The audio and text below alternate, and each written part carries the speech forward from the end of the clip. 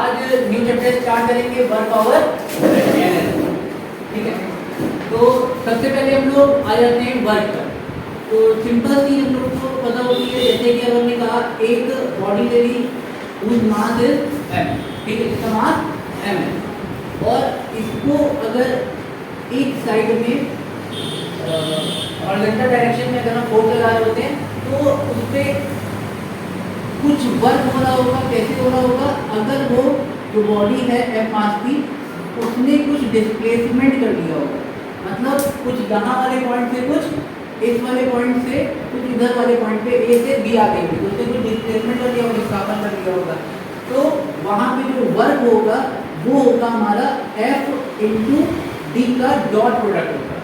ठीक है, सिंपल सी, क्योंकि जो वर्क है हमारा वो क्या होता है? स्केलर क्वांटिटी होती है, ठीक है, अदिश राशि होती है, तो इसलिए वहाँ पे डॉट प्रोडक्ट होगा। जिसमें सदिश राशि होगी, वेक्टर क्वांटिटी होगी, वहाँ पे क्या लेंगे? Cross product. ठीक, अब ए डॉट बी हम लोग ने पढ़ा हुआ है कि ए डॉट बी वो फॉर्मूला होता है हमारा mod of A mod of B cos theta.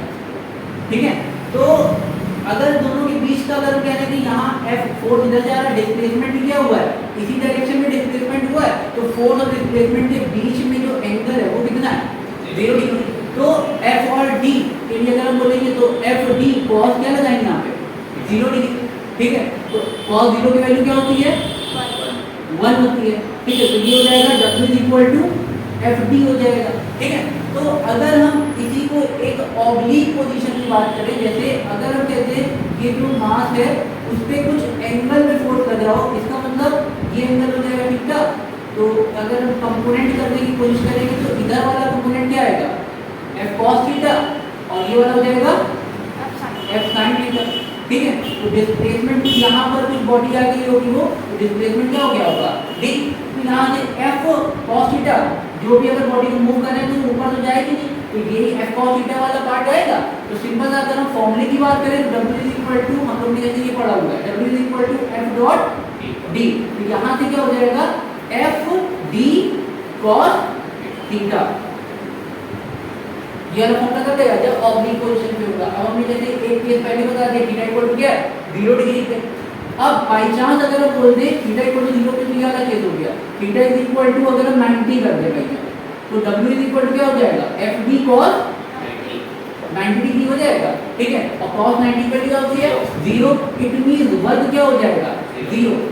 ठीक है, मतलब हमने अगर वर्ग 0 का हो जाएगा 90 डिग्री पे है, मतलब फोल्ड, जैसे ये बॉडी है, सिंपल चीज है, ये है बॉडी, तो इसको अगर हम कुछ इस तरह से वर्टिकली ऐसे उठा रहे हैं, ठीक है, सूटकेस है, सूटकेस को अगर हम ऐसे सीधे सीधे ऊपर उठा रहे हैं, डिस्प्लेसमेंट क्या लेते हैं? हमेशा विस्थापन है हॉरिजॉन्टल डायरेक्शन में, हॉरिजॉन्टल में मूव नहीं किया, मतलब आपने ये उठाया तो वर्क आपने क्या किया?